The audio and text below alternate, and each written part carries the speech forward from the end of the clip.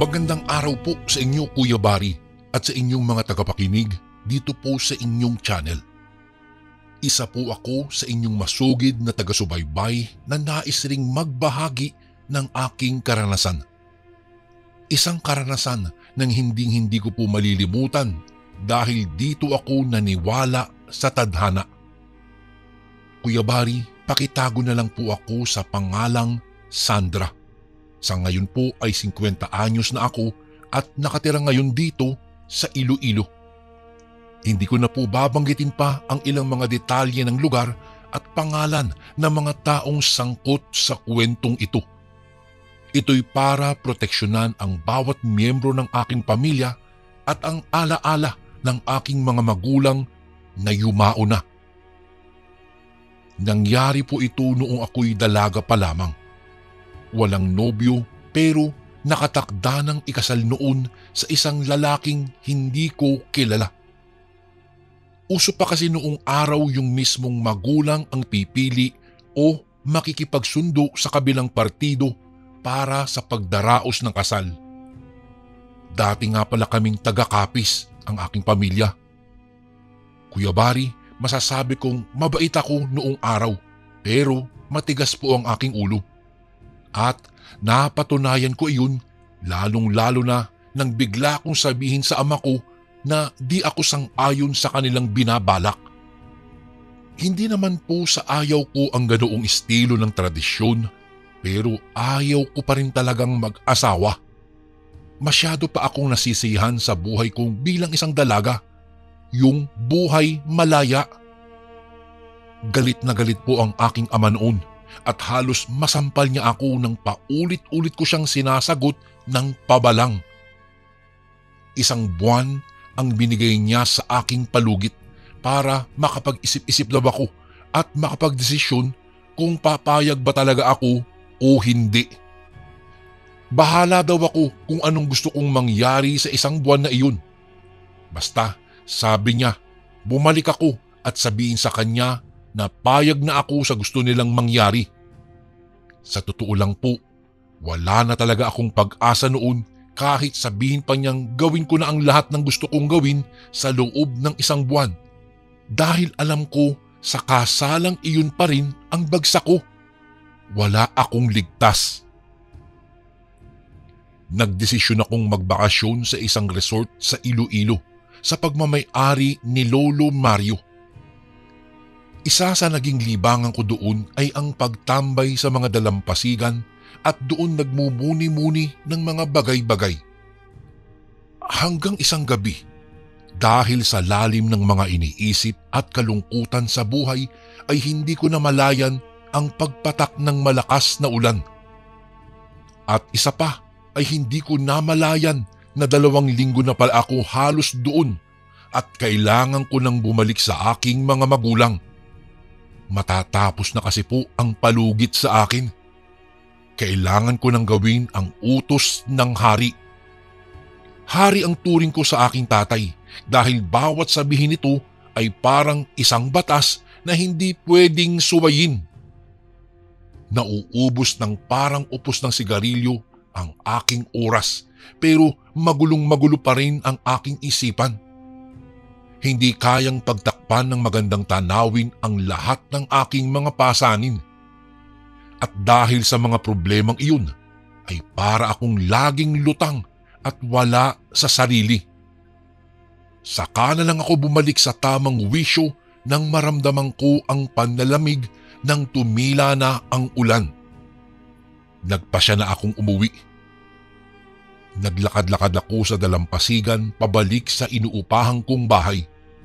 Pero saglit akong natigilan nang may makitang tao na nakahandusay sa pampang. Tingin ko noon Kuya Bari ay wala siyang malay. Naisip ko kaagad na tulungan siya at gawin ang basic life support. Naisip ko na baka nalunod yung tao kaya agad kong ginawa ang CPR. Isa nga pala akong empleyado ng munisipyo noon at nagtatrabaho bilang isang nurse sa isang health clinic kaya may alam po ako sa pagliligtas ng tao sa oras ng panganib o emergency. Inilagay ko ang aking palad sa gitna ng dibdib ng lalaki at inumpisahan na ang kompresyon. Pagkatapos ng 30 pagbomba ay binigyan ko ito ng 2 rescue breath o paghalik para mabigyan ng hangin ang nilalapatan ng paunang lunas. Ngunit walang responde po ang katawan ng taong iyon, kaya nagpatuloy ako sa aking ginagawa. Hanggang sa pangatlong halik ay biglang tumugon yung lalaki. Mainit, mapusok at tila sinusubukan akong akitin. Nanlaki ang aking mga mata nang mahimasmasan ako sa nangyari. Itinuring kong pagnanakaw ng halik ang kanyang ginawa. Suklam na suklam ako sa lalaking iyon noon dahil sinira nito ang una kong halik. Isang malakas na suntok gamit ang nakakuyom kong palad ay pinadapo ko iyon sa kanyang mukha. Agad siyang umalma nang sabihin kong isa siyang manyak. Sabi naman niya, hindi naman daw siya nagnakaw ng halik na iyon. Kusa ko daw iyong inilapit.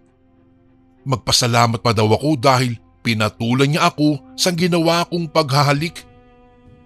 Agad ko siyang sinigawan dahil maling-mali ang sinabi nito. Iniligtas ko lamang siya dahil ang akala ko ay aksidente siyang nalunod. Pero papaano daw siya malulunod? Siya yung isa sa pinakamagaling na diver sa buong Pilipinas. Napakayabang talaga ng lalaking iyon, Kuya Bari.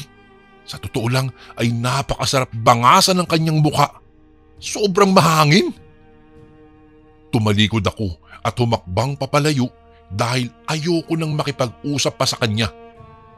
Wala sa sariling wisyo ang utak ko para makipagtalo pa sa isang estranghero. Akala ko ay doon na kami matatapos, pero sinundan niya ako. Ay, grabe talaga ang kakulitan niya.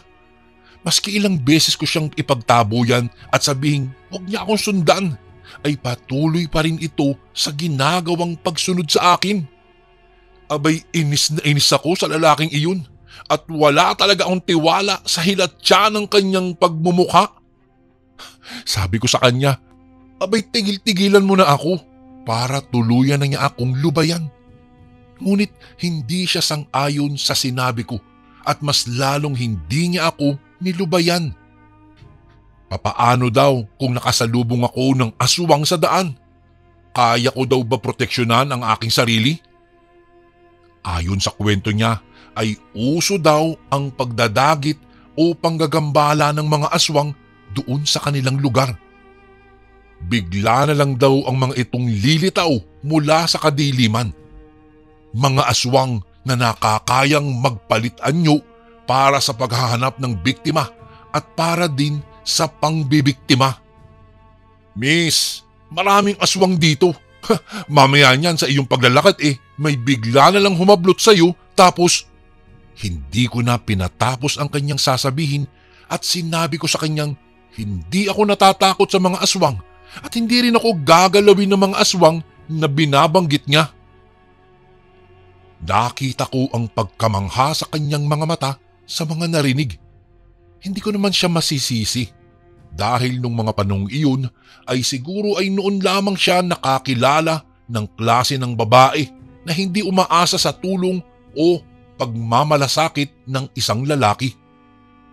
Ngunit ang pagkamangha na iyon ay napalitan po ng pagkalito nang sabihin ko sa kanyang wag na wag siyang susunod. Tinarayan ko talaga siya. Binilisan ko ang paglalakad ko, Kuya Bari, at nang makalapit sa aking inuupahan ay natanaw ko si Lolo Mario, ang may-ari ng rest house na iyon. Nakaupo siya sa may balkonahe at parang may hinihintay. Agad siyang tumayo nang makita akong paparating. Agad nitong napansin ang basang-basa kong kasuotan. Agad akong nagpaliwanag sa kanya na inabutan po ako ng malakas ng pagbuhos ng ulan doon sa dalampasigan. Hindi kaagad ako nakasilong kaya hinayaan ko na lamang na tuluyan akong mabasa. Agad siyang pumasok sa kwarto pagkatapos banggitin na kukuha siya ng tuwalya para mayroon akong ipamunas sa aking katawan. Pinagalitan pa nga ako dahil baka raw ako yung magkasakit sa aking ginagawa. Alam mo Kuya Bari, natutuwa ako sa matandang iyon. Sobra-sobra talaga ang pagmamalasakit niya sa akin. Nasabi ko nga na kung mag-aasawa ako, sana meron pa siyang lolo na katulad ni Lolo Mario. Ngunit sa gitna ng pagbuo ko ng mga larawan sa imahinasyon kong iyon ay may naramdaman akong kumalabit sa aking likod. Paglingon ko ay nasa likod ko na naman ang kinaiinisan kong lalaki. Agad ko siyang inirapan at nagpamewang pa ako upang ipakita sa kanya ang pagkadisgusto ko sa kanya. Tinawag ko pa nga siyang stalker Pero puro tawa lang ang sinagot niya. At sa pagitan ng bawat pagtawa ay sinasabi nitong hindi naman niya ako sinusundan. Sa gitna ng aming pagtatalo ay biglang narinig kong sabi ni Lolo Mario na tinatawag niya ito sa pangalang Mike. Kilala niya ito at mukhang hindi lang basta-basta kilala.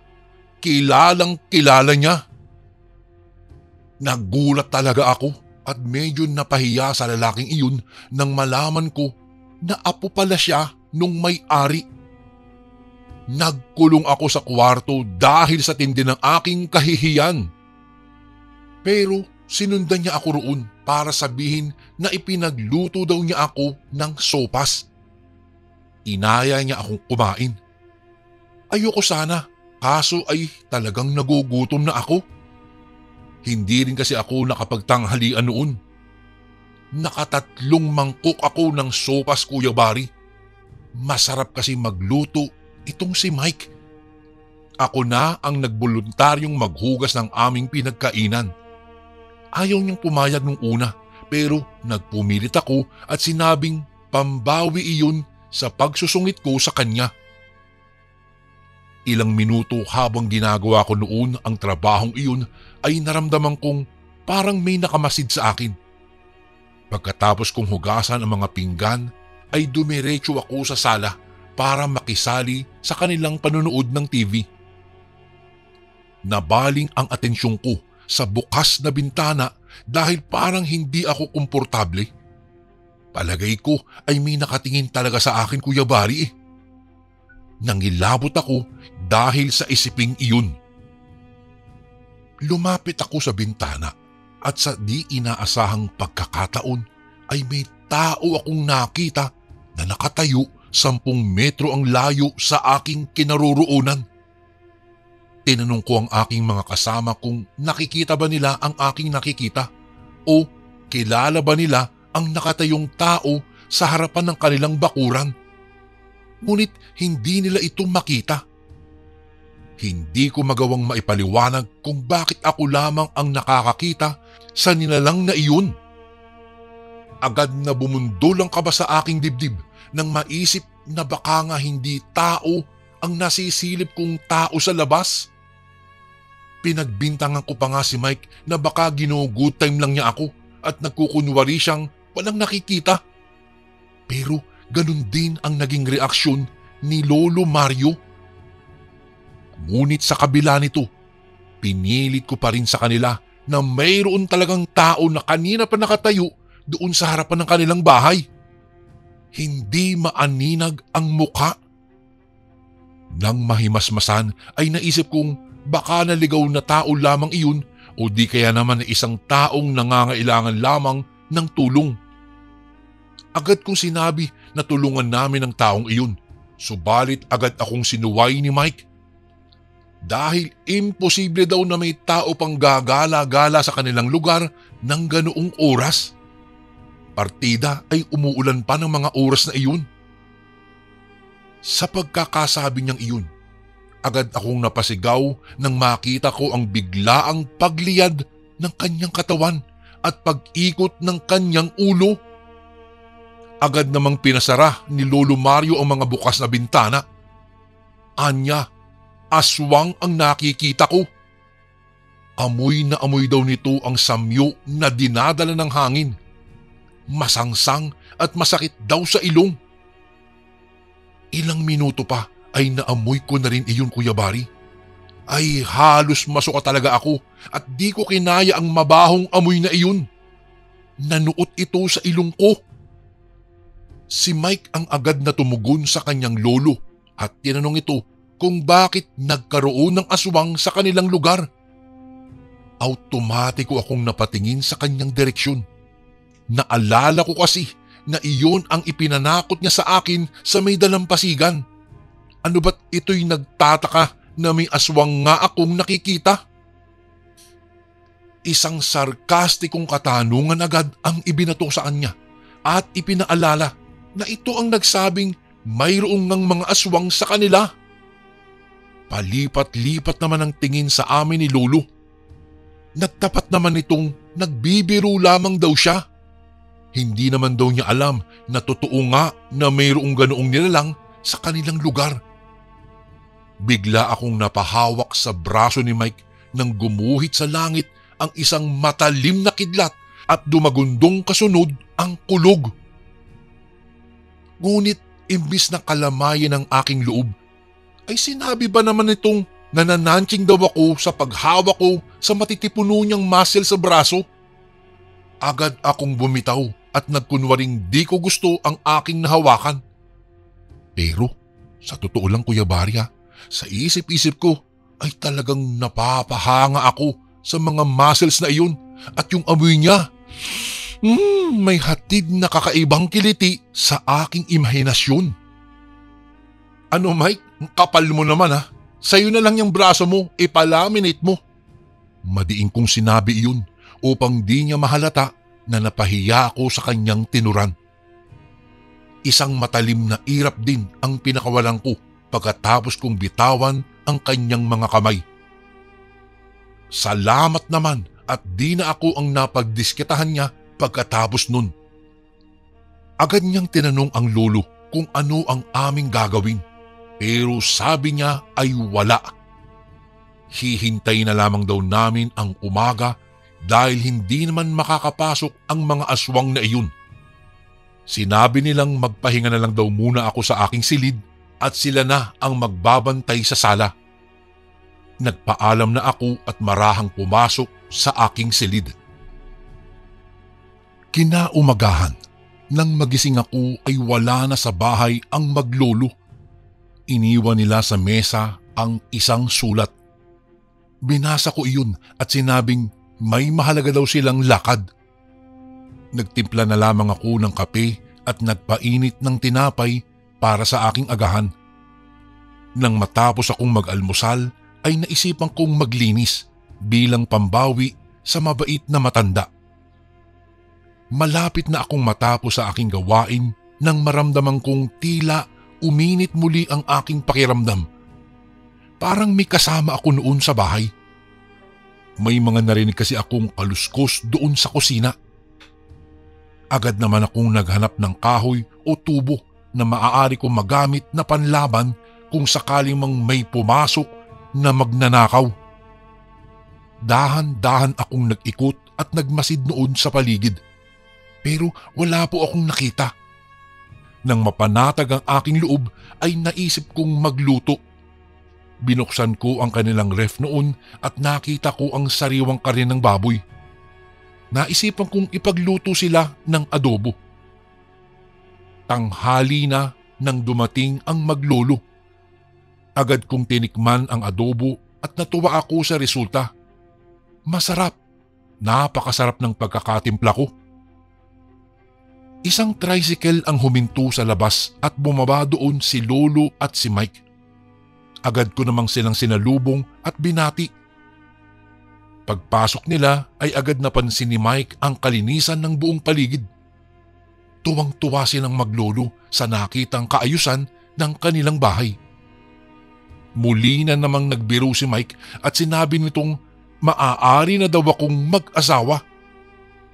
Agad ang magandang umpisa ng araw ko ay nasira na naman sa sinabing iyon ni Mike. Napansin niya ang mabilis kong pag-alboroto dahil sa pagkakabanggit niya sa salitang asawa. Hindi ko naman siya sinagot. Dahil imbes na tugunin siya ay inaya ko na lamang silang kumain. Sinabi kong nagluto ako ng adobong baboy. Napansin ko na nagbago ang ekspresyon ni Mike. Napailing ito at napatingin kay Lolo Mario. Agad namang sinabi ng matanda na hindi sila kumakain ng karne. Laking pagtataka naman ni Mike kung papaano ako nakapagluto nun. Labis din akong nagtaka, Kuya Bari, at naging bukas naman ako sa pagsasabi sa kanila ng katotohanan na nakuha ko ang karning iyon sa loob ng kanilang ref. Kinutuban na kami ng masama ng mga oras na iyon. Dahil kung hindi isa sa amin ang naglagay nun, ay tiyak na mayroong ibang tao ang naglagay. Agad akong nangilabot sa isiping iyon na habang wala ang maglolo ay may taong nakapasok sa bahay. Agad pumasok sa isipan ko, papaano na lang kung masamang tao yun, tapos pinagtangkaan ako. Alam niyang wala akong kalaban-laban. Ipinakuha ni Lolo Mario ang iniluto kong adobo at sabay nagpakuha na rin siya ng kalamansi. Hindi ko alam kung para saan iyon, pero sinunod ko na lamang. Akala ko ay kakain sila ng inilapag kong iyon sa lamesa. Subalit nang sabihin ng matanda na baka may kinalaman pa rin iyon sa nakita naming kakaibang tao kagabi, ay baka raw maghatid ng kapahamakan sa amin ang pagkaing iniluto ko. Pinanood ko ang kanyang ginawa. Nagdidiskusyon pa nga ang dalawa kung bakit sila ang pinupuntirya ng aswang, ngunit wala kaming makuhang kasagutan. Hiniwa niya ang kalamansi, Kuya Bari, at agad na ipinatak iyon sa adobong baboy na iniluto ko. Sa unang pagkakataon, nasaksihan ko ang ganoong nakakakilabot na senaryo. Gumalaw-galaw na animoy buhay ang mga karne. Naging kakaiba din ang kulay na parang mas lalo itong nangitim. Itim na rin ang kulay ng mantika at konting sabaw na natira sa kawali. Agad sinabi ni Lolo Mario na hindi daw ordinaryong karne ang baboy na iyon. Hindi niya sigurado kung ano, pero alam niya na may lason ang pagkaing iyon. Agad akong natigilan at kinabahan nang marinig ko iyon, Kuya Bari. Naalala ko kasi na tumikim ako noon. Nag-alala ako para sa aking buhay. Ganon din ay kinabahan ako dahil baka isipin ng mga kasama ko sa bahay na iyon na may balak akong lasunin sila. Namutla ako at nanahimik sa isang sulok. Napatingin sa akin si Mike at tinanong ako. Napansin siguro na para akong binuhusan ng suka. Ayos ka lang ba? Wika ni Mike sa akin. Hindi ako nakasagot ng diretso sa kanya. Nang walang ano-ano'y sinabi ng matanda na nakakita na daw siya noong bata siya ng ganoong klase ng karne noong magbaksyon sila sa Kapis.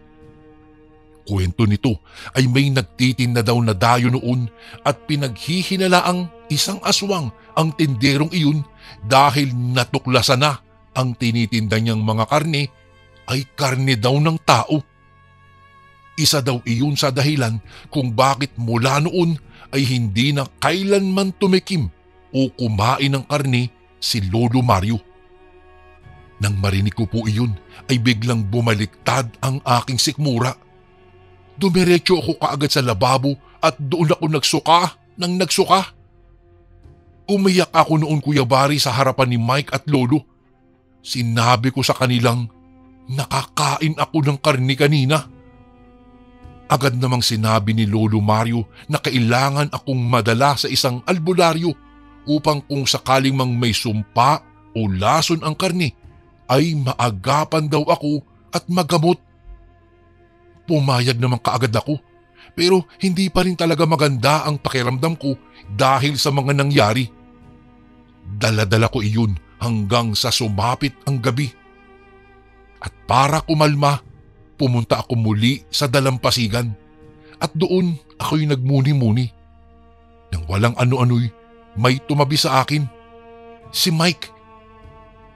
Nagpaalam ito kung maaari daw man niya akong samahan. Hindi na ako nag-inarte pa, Kuya Bari, dahil sa totoo lang po ay nagiging komportable na ako sa pakikipag-usap kay Mike. At isa pa ay mukhang kailangan ko talaga ng kausap. Tinanong niya ako kung hindi daw ba ako takot sa aswang. Siyempre, takot ako, pero hindi naman ako pwedeng matakot habang buhay. Kailangan kong matutong harapin ang lahat ng bagay na aking kinatatakutan. Napansin kong napakunot ang kanyang noo dahil sa aking tinuran. Magkwento raw ako sa kanya. Handa daw siyang makinig sa mga kwento ko. Nagsimula na nga ako magkwento. Isinalaysay ko sa kanya ang lahat-lahat, kung papaano nagsimula at kung bakit ako nandoon sa lugar nila. Nakita ko ang kanyang gulat sa mukha niya nang sabihin kong sinusubukan kong takasan ang mga magulang ko na nakikipagsundo na ipakasal ako sa isang lalaking hindi ko namang kilala at gusto. Maya-maya pa, narinig ko siyang tumatawa. Nakaramdam tuloy ako ng pagkapahiya. Pero agad din niyang binawi iyon at sinabing natawa lamang siya dahil mukhang parehas daw kami ng pinagdadaanan. Siya din daw ay nakatakdang ipakasal sa isang babaeng ni dulo ng kuko nito ay hindi pa niya nakikita. At ayun din daw ang dahilan kung bakit siya naroroon sa kanyang lolo. Nagtatago daw ito at ayaw pa istorbo sa kanyang mga magulang. Nagtawanan na lang kami pagkatapos.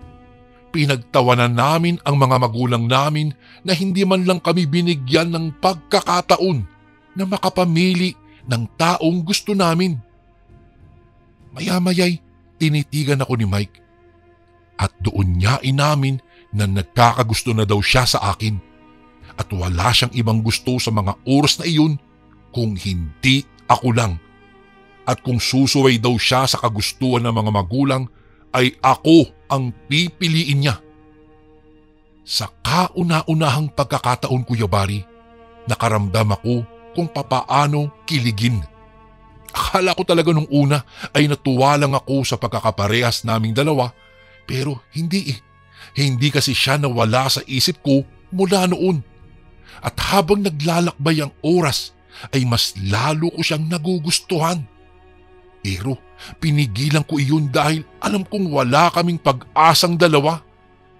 Iyon ang katotohanan na kahaharapin naming dalawa. Kaya bago pa man lumalim ang nararamdaman namin para sa isa't isa, ay pinutol ko na. Umuwi na ako ng kapis.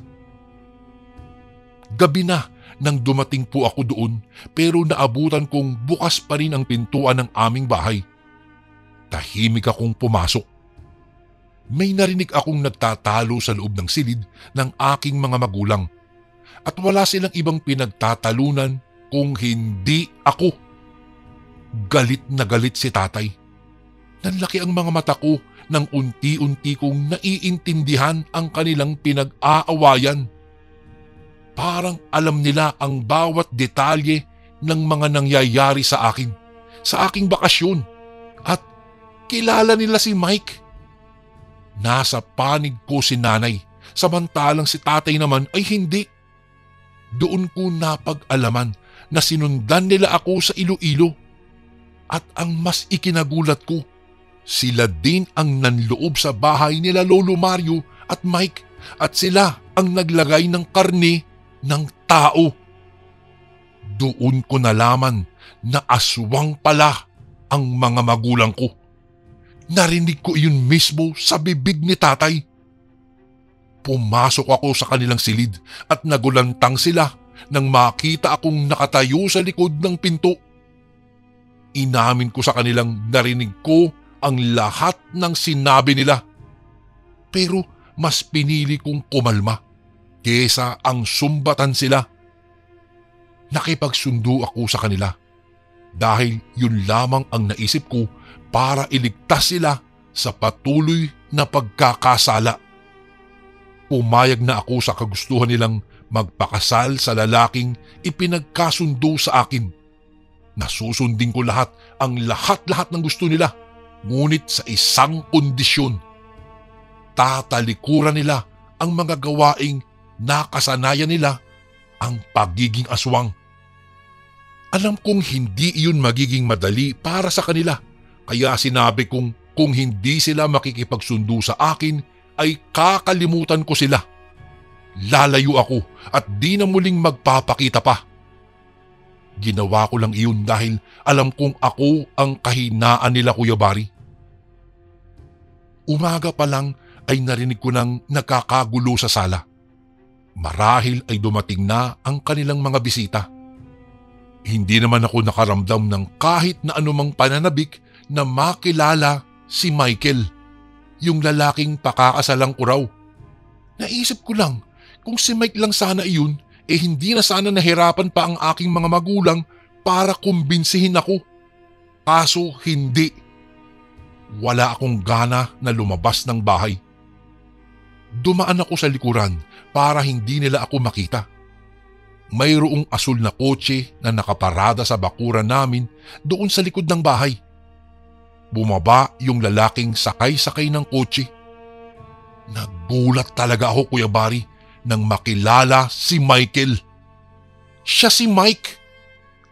Pumasok na kaming dalawa sa bahay na magka-holding hands. Tuwang-tuwa yung mga magulang ni Mike nang makita kaming ganoon sa isa't isa. Pero yung reaksyon ni tatay ay iba. Nanlalaki ang mga mata niya habang pinagmamasdan ang lalaking katabi ko. Pasalamat kayo, tay. Hindi sila kumakain ng karne. Bulong ko sa aking ama. Kuya Bari, sa ngayon ay masaya na kaming nagsasama ni Mike bilang mag-asawa. May 3 na rin kaming anak at mayroon na rin silang sariling mga pamilya. Sa ngayon po, masasabi kong malaya na kami sa sumpa ng pagiging aswang dahil bago pa man kami magpakasal ni Mike ay lihim kaming nagpagamot ng buo kong pamilya. Ngunit nabigo ang albularyo na gamutin o alisin pa ang pagiging aswang ng aking mga magulang dahil matagal na daw iyong nananalaytay sa kanilang mga ugat at malaki na rin ang alaga nilang ibong pispis na siyang dahilan kung bakit natatakam pa rin sila sa mga sariwang karne at sa karne ng mga patay na tao. Mabuti na lamang at kahit aswang ang mga magulang ko noon, ay nalaman kong hindi naman pala sila pumapatay ng tao. Inamin nila sa akin na nagnanakaw daw sila ng mga bangkay sa sementeryo at iyon ang kanilang kinakain sa mga araw na di nila mapigilan ang pagkatakam sa ganoong klaseng pagkain. Wala nang aswang sa aming pamilya at iyon ang isang pinakamasayang pangyayari sa buhay ko, ang makalaya sa sumpa ng pagiging aswang. Hanggang dito na lang po ang aking kwento, Kuya Bari, at sana po'y mabasa nyo rin po ito sa inyong channel. Lubos na gumagalang, Sandra. Ito naman po ang ating pangalawang kwento. Malamig ang simoy ng gabi. Nakakabingi ang katahimikan, kaya naman pabaling-baling lang ako sa aking higaan. Ewan ko ba, pangatlong gabi ko nang nararamdaman ito, Kuya Bari. Yung tipong balisa ako at hindi mapakali. Ang madalas na nangyayari, bumabangon ako para magtungo sa kusina at iinom ng tubig. Tapos saglit akong uupo sa sofang yari sa kawayan para pakiramdaman ang ingay sa labas. Ikatlong gabi ko nang naririnig ang animoy nagkukubkob na ingay na iyon sa parting kaliwa malapit sa may pinto. Sumasabay ang tunog ng baboy na tila ba sinisinok, kaya naman muli akong tatayo sa kababalik na naman sa aking higaan. Sasampa ako sa kama at magtatalokbong na naman. Alam kong mahirap mag-isa, ngunit wala naman akong magawa. Masyadong nakakatakot tuklasin kung ano man ang mayroon sa labas at gumagawa ng ingay. Naging mapayapa lang ako nang dalawin na naman ako ng antok. Unti-unti na ding nawala ang aking takot hanggang sa tuluyan ng maglakbay ang aking diwa sa mundo ng mga panaginip. Kinaumagahan, maaga pa rin akong nagising. Halos kakasikat lang din ang araw. Medyo bata pa ang liwanag kaya naman pupungas-pungas akong bumangon saka nagtungo sa kusina. Inaantok pang isinalang ko ang takuri. Nang makita kong maayos na ang pagkakapatong noon sa kalan, ay lumabas ako ng bahay para bumili ng mainit na pandesal sa tapat. Maraming tao roon nang dumating ako. Halos hindi sila maawat sa kanilang pag-uusap. Ayon sa aking nasagap na balita, may biktima na naman ang mabangis na gumagalang aswang sa aming lugar. Kinabahan na naman ako nang maalala ang nangyari kagabi. Iyong may likha ng ingay sa labas ng pinto, aswang nga ba ang may gawa nun? Bago pumasok sa bahay ay nahagip ng aking paningin ang kapirasong punit na laylayan ng damit na naiwan sa bandang ibaba ng bintana. Naalala ko na. Sa bandang iyon ko naririnig ang tila nangangalmot na matutulis na kuko tuwing gabi. Nakakakilabot ng tignan ang bakas ng mga kuko na bumakat sa kawayang dingding. Dinampot ko ang kapirasong tela at sinuri. Sigurado ako, babae po ang may-ari noon, Kuya Bari. Babae lang naman ang nagsusuot ng duster sa aming lugar. Ni bakla hindi pinapatos ang klase ng damit na iyon. Tuluyan na akong pumasok sa bahay at tahimik na nag-almusal. Ganito naman talaga ako palagi. Walang mintis ang pag-iisa. Nasanay na po ako. Wala na akong mga magulang. Lingid po sa inyong kaalaman, Kuya Bari. Pinatay ang aking nanay at tatay ng grupo ng mga aswang. Sadyang kay babangis ng mga nasabing nilalang sa probinsya. Mahirap silang kalabanin. Malalakas at maraming pambihirang kakayahan. Minsan, naisip ko kung nagkataong malaki na ako noong mga panahong pinatay sina nanay at tatay, ay malamang isinama na ako ng mga aswang. Nagkataon lang po na hinatid ako ng aking nanay sa aking lola nang may nangyari noong gabing iyon. Sa kasamaang palad, inatake rin si lola sa puso matapos malaman ang mga nangyari sa aking mga magulang. Dahan-dahan, lumaki akong kakaiba sa lahat. Hindi ako naglalaro o nakikihalubilo sa kahit na sino mang tao. Wala akong kaibigan at higit sa lahat, mapagmatsyag ako sa buong kapaligiran. Hindi ko na kasi magawang magtiwala sa iba. Nakakatakot traidorin ng mga taong buong akala ko ay nakasuporta sa akin. Ang tatay ko po ay isang albularyo kung hindi niyo po na itatanong. Kaya niyang gamutin ang mga taong inangkin ng mga masasamang elemento, mga aswang at mga multo. Pero hindi niya nailigtas ang kanyang sarili laban sa mga aswang. Akala niya kasi kaibigan niya ang mga ito. Ngunit nagkamali po siya. Noong gabing nangyari iyon, sinugod sila ng halos isang batalyong aswang. Pinagtulong-tulungan silang dalawa at walang itinira. Hindi ko po alam, Kuya Bari, kung bakit parang galit na galit ang mga aswang sa aking mga magulang.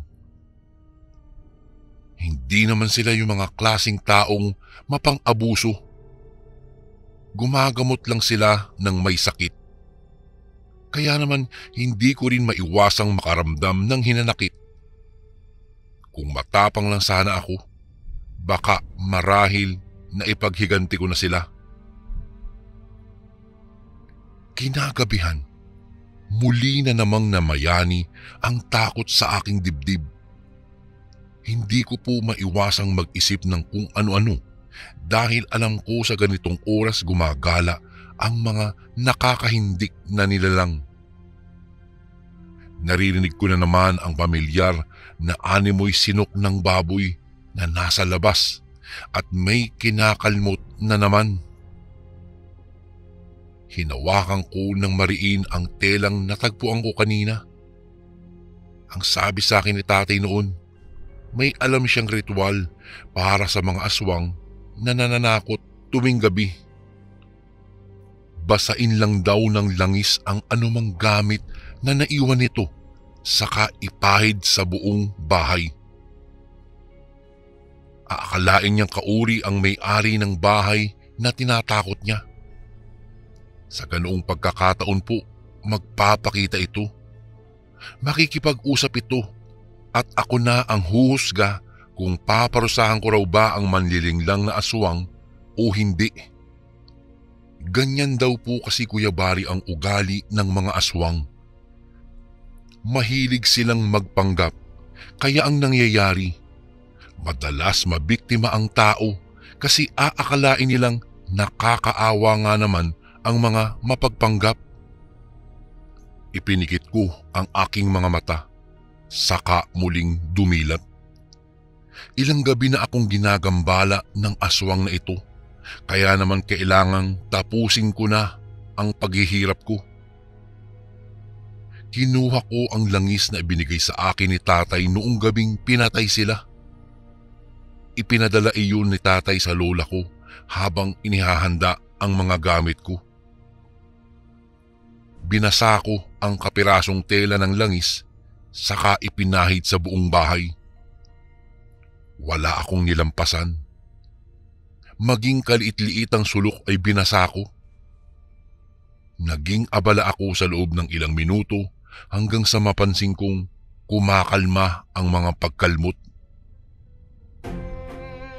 Bago ko po ipagpatuloy ang kwentong ito ay may request sana ako sa iyo, kasundo. Isang pindot lang ito, kasundo, sa subscribe button namin. Malaking tulong po ito sa amin, kasundo, upang mapagpatuloy pa namin ang mas marami pang magagandang kwento. Salamat sa pag-subscribe mo, bagong kasundo. Yung baboy na nakita kong kumukubkub sa lupa ay dahan-dahang nagbabago ng anyo at naging isang matandang babae. Sinagilahan ako ng takot nang makilala ko ito. Si Aling Crescencia. Siya ang napapabalitang pinakamabangis na aswang sa aming lugar. Marami ang may nagnanais na makatuklas sa kanyang tunay na pagkatao, ngunit wala namang nagtatangkang makipaglapit sa kanya dahil lahat ng nakakasalamuhan niya ay biglaan na lang nagkakasakit at namamatay. Ang sabi nga ng iba, may sumpa raw ang pagkaaswang nitong si Aling Crescencia. Kaya nitong manlinlang at magpanggap bilang isang mabuting tao. Ngunit sa huli ay siya din palang magtutulak sa isang tao para mapahamak. Duda ko, kaya nagkakasakit ang mga taong nakikipaglapit sa kanya ay dahil inaaswang na niya ito ng paunti-unti. Tinatagan ko ang aking loob at naupo sa sofa. Nagbilang ako ng 1 hanggang 10. Nakakaapat pa lang ako sa pagbibilang ay may kumatok na sa pinto. Mararahan at tila ba nagpapaawa. Maya-maya lang narinig ko na ang boses ni Aling Crescencia na tinatawag ang aking pangalan. Pumintig ang ugat ko sa ulo at sumabay ang malakas na kabog sa dibdib. Hindi ko alam kung ano nga ba ang aking gagawin. Ngunit habang naiisip ko na kung palagi akong matatakot, talagang walang mangyayari sa akin. Kung kaya't tumayo ako at dahan-dahang lumapit sa pinto. Marahan ko iyong binuksan saka sumilip sa labas. Nakita ko si Aling Crescencia at mataman akong tinitigan. Maya-maya pa, bigla siyang humingi ng paumanhin sa akin, kaya nagtataka ako at tinanong kung bakit siya humihingi ng pasensya at kung ano ang sadya niya sa akin sa ganoong oras ng gabi. Anya, napadaan lang daw siya at uuwi na din. Tinanong pa nga ako kung bala ko daw bang sumama sa lakad niya mamayang hating gabi dahil may sakit raw ang isa sa mga matatandang pinagmamasdan niya sa kabilang baryo. Umiling ako at tinanggihan si Aling Crescencia. Alam ko namang pang-aaswang ang ibig niyang sabihin dahil akala niya aswang rin ako dahil sa ritual na ginawa ko sa kanya.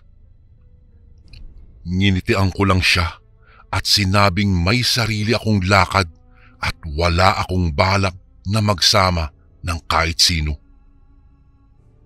Ngumisi lang siya sa akin sabay umalis na, kung kaya't nagmamadali kong isinara ang pintuan. Hindi niya alam na halos mamatay ako sa takot dahil sa aking pakikipag-usap sa kanya. Nagulat na lang ako nang makarinig ako ng ingay na tila ba pakpak na ikinakampay. Nagmamadali akong sumilip sa labas at nagimbal nang makitang may pinapahid siya sa kanyang buong katawan. Napasinghap ako nang paunti-unti siyang nagbago ng anyo hanggang sa magpalit anyo siya bilang isang aswang. Pinagpawisan ako ng malamig, Kuya Bari. Hindi ko lubos akalaing makakakita ako ng aswang sa tunay na buhay. Nanginig ako at pinaglaro ang aking imahinasyon. Marahil kagaya ni Aling Crescencia ang aswang na bumibiktima sa aking mga magulang. Nagsilbi itong babala sa akin na hindi lahat ng aswang ay mapapagkatiwalaan. Minsan talaga, kailangan din natin silang linlangin upang layuan nila tayo at katakutan. Siguro, hindi na niya ako guguluhin, pero hanggang kailan nga ba? Tuwing gabi, bago matulog, nagiging abala ako sa paggawa ng ritual na nakagawian ko. Hindi ako magpapatalo kay Aling Crescencia o sa kahit sinong aswang na nagbabalak na takutin ako para biktimahin kagaya ng mga ginawa nila sa iba. Ito na lang ang magagawa ko upang maprotektahan ang sarili ko laban sa mga nilalang na likha ng dilim. Di kalaunan, mula kasi nang mapagkamalan din akong aswang ni Aling Crescencia dahil sa pinapahid ko sa dingding, bigla siyang nagkasakit at naratay sa kama. Ipinagtanong ko kung saan ito nakatira. Ito na siguro ang pagkakataon na inaantay ko upang maningil at para matahimik na ang mga kaluluwa ng aking mga magulang.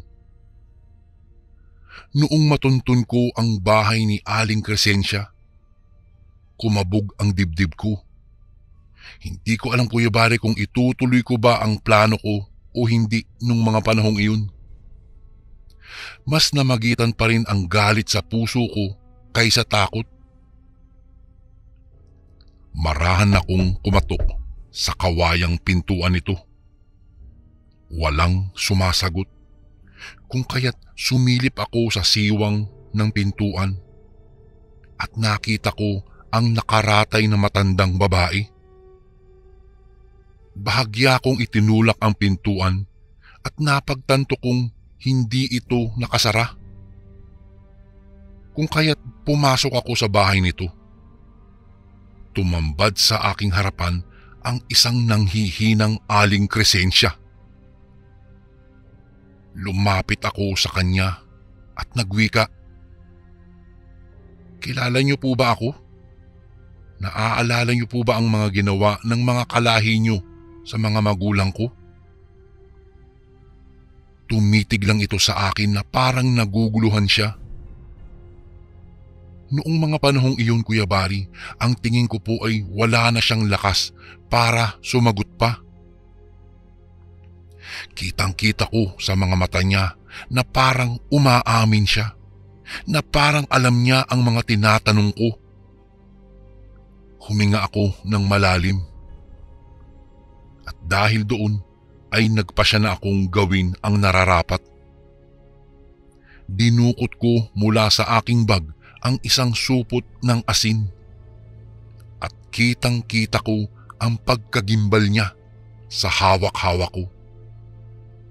Dahan-dahan kong pinunit ang plastik at unti-unti kong isinaboy sa buong katawan niya ang asin. Nangihina man ito ay nakuha pa nitong magkikisay at sumigaw, ngunit walang boses na lumalabas sa kanyang bibig. Binudbud ko mula ulo hanggang paa hanggang ubusin ko ang isang buong plastik ng asin sa katawan niya. Bahagya akong napaatras noong makita na nagbabago ang balat niya. Tila naaagnas ito at parang nabubulok. Maya-maya'y naramdaman kong tumutulo na lang ang luha mula sa aking mga mata. Tapos na. Nabigyan ko na ng katarungan ang aking mga magulang. Patay na ang aswang. Payapa akong lumabas sa bahay nito at noong makalayo ako, muli akong lumingon. At gulat na gulat ako, Kuya Bari, nang makitang lumiliyab na ang bahay ng matandang aswang. Hindi ako may gawa noon, ngunit hindi ko alam kung papaano. Sa katunayan niyan, marami ang natuwa nang mabalitaan nilang namatay na ang matandang aswang. Marami din sa baryo namin ang nakakaalam na aswang siya, ngunit nanatili lang silang tahimik dahil sa takot na baka tambangan sila. Magmula po noon, Kuya Bari, payapa na ang aking buhay. Wala na pong gumagambala sa akin tuwing sasapit ang gabi. Nakatulog na rin ako ng mahimbing. Magpasa hanggang ngayon po talaga ay hindi ako makapaniwala sa mga pangyayari sa aking buhay. Sa kasalukuyan, mag-isa pa rin ako hanggang ngayon dito sa Bicol at hindi na nag-asawa pa. Hindi ko na rin binalikan pa ang baryong nagbigay sa akin ng pighati at pagdurusa. Gayunpaman ay hindi ko naman pinagsisisihan ang mga nangyari sa buhay ko. Ito lang talaga siguro ang destinasyon ko sa mundong ito. Hanggang dito na lang po ang aking kwento, Kuya Bari. Salamat po ng marami. Lubos na gumagalang, Leroy. At ito naman po ang ating pangatlong kwento. Magandang araw po sa inyo, Kuya Bari. Itago mo na lang po ako sa pangalang Agnes. Isa po akong photographer. Tuwing may okasyon sa kahit saang parte ng lugar na kinaroroonan ko, palagi po akong abala sa pagkuha ng mga litrato. Dati po ay libangan lang ito. Pa-picture-picture sa mga kaibigan at naghahanap ng mga magagandang tanawin. Nakakatuwa lang isipin na ngayon po ay pinagkakakitaan ko na ito. Kasakasama ko ang aking pinakamamahal na kamera saan man ako magpunta. Gusto kong kunan ang magagandang pangyayari sa buhay ng bawat tao na magsisilbing isang magandang alaala sa paglipas ng panahon. Ang totoo po niyan, Kuya Barry, marami na din naman akong suki na tumatawag kapag kailangan na nila ng taong kukuha ng bawat eksena sa buhay nila. Aaminin ko po, hindi ko maiwasang kiligin sa tuwing nakukunan ng litrato ang bawat titigang puno ng pagmamahal sa isa't isa. Isang araw, nakatanggap ako ng tawag mula sa dating classmate ko noong high school. Gusto niyang maging photographer ako sa kasal ng kanyang ate na gaganapin sa Negros Oriental sa susunod na buwan. Noong una po ay nagdadalawang isip po ako. Malayo kasi ang lugar na iyon at hindi ko pa kabisado kaya naman nag-aalangan akong bumiyahe. Napao lang talaga ako nang sabihin niyang magiging triple ang kikitain ko sa nasabing trip, lalo na't marami raw silang bisita ng mga kakilalang politiko sa nasabing lugar. Kaagad akong bumiyahe nang ipadala niya sa akin ang paunang bayad. Malaking halaga iyon, Kuya Barry, at talagang malaki ang magagawa para makapundar din ako ng aking pinapangarap na studio.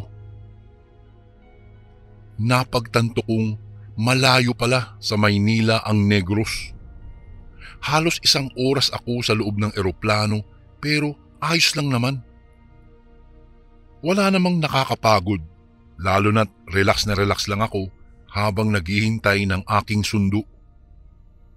Sa Sibulan lumapag ang sinasakyan kong eroplano kaya bandang 2:00 ng hapon ay nasa arrival area na po ako.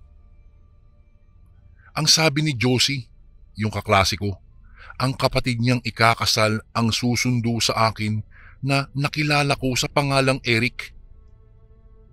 Matangkad po na tao si Eric at mistiso.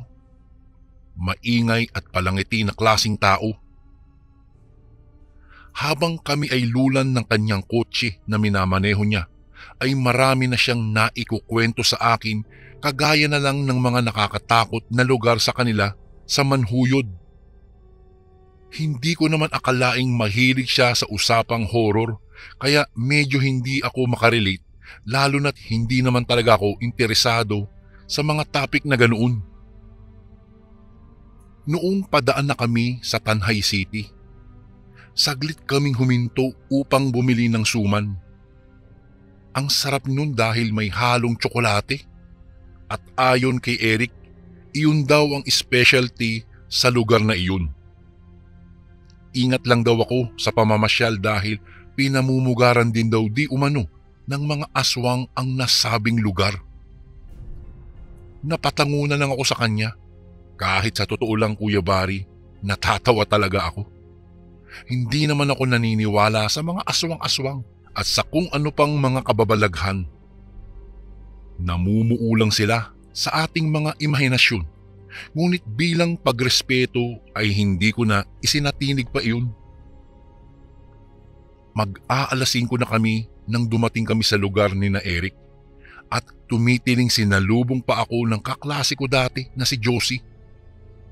Nagyakapan kami at nagkamustahan na para bang sobrang tagal na kaming hindi nagkita. Palibhasa, nagkanya-kanya na kami pagka-graduate.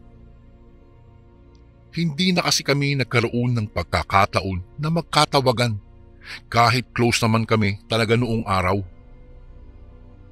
Nakilala ko ang kanyang ama at ina. Sobrang bait nila, Kuya Barry, at nahihiya na nga ako kapag sinasabi nilang na maging feel at home lang daw ako. Malaki naman kasi ang bahay nila Josie. Nakakalula, Kuya Barry. Yari ito sa pinaghalong salamin at marmol. Mahahalata mo talagang mamahalin ang bawat gamit nila. Pinagpahinga nila ako saglit para magmeryenda. Pagkatapos, nilibot na namin ang lugar kung saan kami dapat kukuha ng mga pictures.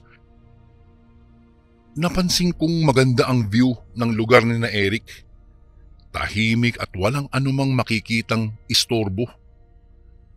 Nahumaling po ako sa dami ng naggagandahang mga bulaklak kaya naisipan kong manguha ng litrato.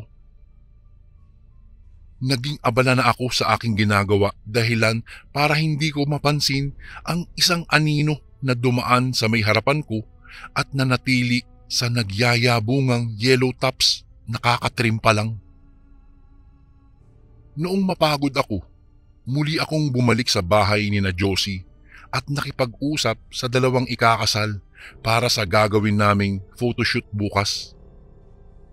Mabuti na lang maagang itinuro sa akin ni Josie ang magiging kwarto ko kaya kahit papaano ay makakapagpahinga ako mula sa malayo kong ibinyahe. Bandang 2:00 nang muli akong maalipungatan. Bumangon ako para uminom ng tubig kaya tumayo ako at nagtungo sa kanilang kusina. Nakalimutan ko kasi magdala ng tubig sa aking higaan kaya kailangan ko pang lumabas. Nagtaka ako, Kuya Barry, kasi bukas ang pinto sa likod bahay at mukhang may tao sa labas. Sumilip ako at nakita ang isang babaeng kakasuot lang ng kanyang bestida. Ewan ko ba, nang makilala ko ito, ay biglang dumagundong sa kaba ang dibdib ko. Para kasing kakaiba ang naging dating ng ginagawa niya para sa akin. Ayaw kong isiping may ginagawa siyang kababalaghan sa labas ng bahay kasi nga ikakasal na siya kay Eric. Naisip ko tuloy matyagan siya. Sa susunod na buwan na gaganapin ang kasal nila at nagsisimula na ang kani-kanilang pamilya sa pagka-countdown. Habang papalapit ang araw ng kanilang kasal ay mas lalo akong nai-stress. Ayaw kong makialam kasi sa mga problema nila kung nagloloko ang bride ni Eric. Ngunit hindi ko kasi mapigilan ang udyok ng kuryosidad para hulihin sa akto ang bride na niloloko lang ang kanyang groom. Gabi-gabi akong nagmatsyag. Halos hindi ako natutulog para lang mahuli ang babae sa nakakahiyang tagpo. Ngunit sa tuwing ginagawa ko iyon ay wala namang nangyayari. Walang lumalabas tuwing gabi at walang nangyayari sa mga pagmamatsyag ko. Para bang nakatunog ang babae na binabantayan ko ang lahat ng kilos niya. Dahil dito, nakapagdesisyon akong gumawa ng ibang uri ng pagmamatsyag. Gabi-gabi akong nag-iiwan ng kamera sa mga mayayabong na bulaklak at nakaset up ito sa pagkuha ng larawan. Lingid kasi sa kanilang kaalaman ay 3 ang kamera na dinala ko.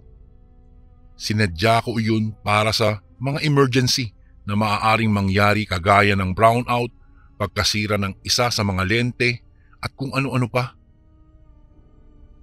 Saglit kong iwinaksi sa aking isipan ang aking mga pagdududa doon sa babaeng ikakasal. Kasi hindi ko naman alam kung ano nga ba ang ginagawa niya sa lugar na iyon sa ganoong oras. Malalaman ko din naman oras na makunan iyon ng aking kamera sa takdang panahon. Naging abala na din kami ng mga sumunod na araw. Sa dami ng aming nilalakad at kinukunan ng litrato, ay wala na akong oras para kunin pa ang aking kamera na nandoon sa garden. Aalis kami ng umaga at uuwi ng gabing-gabi. Gayunpaman, napapansin kong nagdududa na ang babaeng ikakasal sa akin. May pakiramdam akong alam niya ang ginagawa kong pagmamatsyag sa kanya. Nakikita ko kasi iyon sa kanyang mga mata. Bakas ang pagmamakaawa at pilit ng ngiting iginagawad niya sa akin. Para bang gusto niyang makipaglapit, pero dahil nga mas close ako kay Eric ay nahihiya siyang lapitan ako. Bago ko po ipagpatuloy ang kwentong ito ay may request sana ako sa iyo kasundo. Isang pindot lang ito kasundo sa subscribe button namin. Malaking tulong po ito sa amin kasundo upang mapagpatuloy pa namin ang mas marami pang magagandang kwento. Salamat sa pag-subscribe mo, bagong kasundo. Gabi ng bisperas ng kasal nila. Naalala kong kunin ang aking kamera doon sa garden. Siguro ito na ang tamang panahon para makita ang mga itinatago niyang sikreto. Nagpaalam ako sa aking mga kasama na magpapahangin lang, ngunit ang totoo, sasadyain ko talaga ang aking kamera. Nanginginig ako habang hawak ang nag-iisang ebidensya ko, kaya umakyat ako sa itaas at pumasok sa inuukupa kong kwarto. Napansin ko na ang babae, pero nilagpasan ko lang siya at nagmamadali sa aking mga hakbang. Pagkaupo ko sa paahan ng aking kama, walang paalam na pumasok sa aking silid ang babaeng ikakasal kay Eric. Kasabay ng pagpasok niya ay ang pagkagimbal ko sa mga nakita kong nakuha ng aking kamera. Ang pakakasalan ni Eric habang naguhubad ng damit sa gitna ng mayayabong na bulaklak sa garden. Nagpapahid ito ng kung anong likidong nasa loob ng isang botelya na siguro ay langis sa buong katawan niya. Ang biglaang pagbabago nito ng anyo at ang pagkakaroon ng mga pangil, matutulis na kuko, magulong buhok, mapupulang mga mata at nakahihindik na pakpak. Ang pag-angat at paglapag nito mula sa ere, pati na ang pagbitbit nito ng kung anumang bagay na nasa malapot na dugo ay nakuha pa ng aking kamera. Kabadong tumingin ako sa babaeng nakatayo sa aking harapan, saka titingin na naman sa mga litrato. Nakunan ko pati ang kaliit-liitang detalye ng pagbabagong anyo niya. Hilam sa mga luha ang kanyang mga mata nang mapatitig ako sa kanya. Ang sabi niya, totoong aswang siya, ngunit hindi siya masamang tao. At kapag ipinaalam ko kina Eric ang tungkol sa lihim niya, ay masisira kaagad ang kanilang kasal dahil sigurado daw siya na pandidirihan at huhusgahan siya ng lahat. Napatigil ako nang humagulgol siya. Bigla akong naawa at hindi nakapagsalita, kung kaya nakapagpatuloy siya sa kanyang pagpapaliwanag. Anya, hindi naman daw siya masamang tao, ni hindi niya ginusto na maging isang kasumpa-sumpang nilalang. Sadyang may mga bagay lang na napakahirap tanggihan, lalo na kapag sangkot ang mga minamahal na kaanak. Anya pa, ang kanyang pagkaaswang ay minana niya mula sa kanyang nanay na kamamatay lang. Ang mga aswang daw kasi ay nagdurusa at hindi kaagad namamatay kapag wala pang napapasahan ng kanilang mga agimat. Kaya naman, para makapagpahinga na ito, nagsakripisyo siya at tinanggap ang pamana. Ni hindi siya kumain ng tao at nakontento na siya sa mga lamang loob ng iba't ibang hayop na nakakasagupa niya tuwing gabi. Napapahiya akong yumuko. Kagaya ng iba, hindi ko inalam muna ang lahat bago ko siya hinusgahan.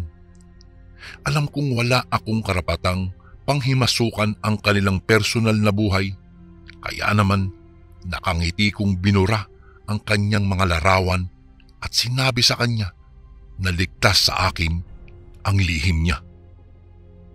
Hindi ako nakatulog noong gabing iyon hanggang sa mag-umaga na. Araw na ng kasal nila. Nagpatuloy lang ang buong okasyon. Wala namang naging problema, ngunit buong araw akong balisa, Kuya Bari, dahil sa aking natuklasang lihim. Wala akong naging lakas loob na sabihin sa aking kaibigan, lalong-lalo na kay Eric. Noong matapos ang kasal ay nakunan ko pa ang pinakamatamis na halik ng mag-asawa. Napangiti ako kahit na may agam-agam pa rin akong nararamdaman sa aking puso. Natapos naman ang kanilang kasal ng araw na iyon ng masaya. Noong gabing ding iyon, nag-request sa akin ang mag-asawa na kunan ko daw sila sa isang espesyal na lokasyon malapit sa pinagdausan ng reception. Ito ay ang lokasyon kung saan sila unang naging magkasintahan. Tumungo kami kaagad doon, Kuya Bari. Pagdating namin doon ay sakto namang nagpakita ng liwanag ang buwan. Nakita ko ang ngiti na parang tuwang-tuwa ang babaeng ikinasal dahil doon. Pumwesto sila sa isang matarik na burol kung saan sila una na naging magkasintahan. Pumwesto na ang bagong kasal doon at handa na sila para sa kanilang unang larawan bilang mag-asawa. Kumuha lang ako ng kumuha ng mga larawan, ngunit ang pinakahuling larawan ay ang pinaka-espesyal sa lahat, Kuya Bari. Dahil noong maglapat ang kanilang mga labi ay saktong nasa sentro ang buwan sa gitna nila. Perfect shot, ika nga. Matapos iyon ay nagyaya na si Eric para bumalik sa aming tirahan. Ngunit sa kanilang pagbaba mula sa matarik na burol, may nangyaring hindi kapani-paniwala. Biglang nadulas ang babaeng ikinasal mula sa kanyang kinatatayuan at nahulog ito sa malalim na bangin. Napasigaw kaming dalawa ni Eric at humingi kaagad ng saklolo. Nataranta ang buong pamilya ni Eric dahil sa nangyari. Dumating naman kaagad ang isang grupo ng rescue team, ngunit sa kasamaang palad ay hindi na nakita pa muli ang labi ng asawa ni Eric. Hindi na natagpuan pa. Lungkot na lungkot kaming lahat noong gabing iyon. Kinabukasan, noong araw ng aking pag-alis pabalik sa Maynila, ibinigay ko na ang mga larawan na nakunan ko sa kasal nila Eric. Malungkot man sila'y tinanggap nila ito. Habang nasa eroplano ako, ay binuksan ko ang aking kamera upang silipin ang mga huling sandali ng babaeng pinakasalan ni Eric. Halos malaglag ako sa kinauupuan ko noong makita ko ang senaryo noong nandoon sila sa burol. Lahat ng kuha ng babae ay makapanindig balahibo, Kuya Bari. Dahil nagpakita siya doon bilang isang aswang habang humahalik siya sa kanyang asawa. Lahat ng mukha niya sa larawan ay anyong aswang ang aking nakita. Natakot man ako, ay napaisip ako. Marahil ay naging dahilan lang niya ang pagkatalisod at ang pagkalaglag niya sa bangin na iyon. Marahil ay hindi niya rin matiis ang nararamdaman niya at winakasan na niya ang kanyang pagiging pagkaaswang. Marahil sa oras na ito ay nalaman na rin ni Eric ang lihim ng kanyang naging asawa. Wala na rin akong naging balita mula nang nangyari ang kakilakilabot na pangyayaring iyon. Isang pangyayaring hindi ko po malilimutan. Isang kwento ng pag-ibig na nagtapos sa isang trahedya. Isang pagkakataon na nakunan ng aking daladalang kamera. Hanggang dito na lang po ang aking kwento, Kuya Bari. Salamat po ng marami. Lubos na gumagalang, Agnes. And again, maraming salamat po mga kasundo. Don't forget to subscribe and i-click nyo lang po yung bell na button para updated po kayo sa mga upcoming videos namin na paparating. Maraming salamat po ulit. God bless and ingat po lagi dyan. Ito po si Kuya Bari at ako ang Sundo.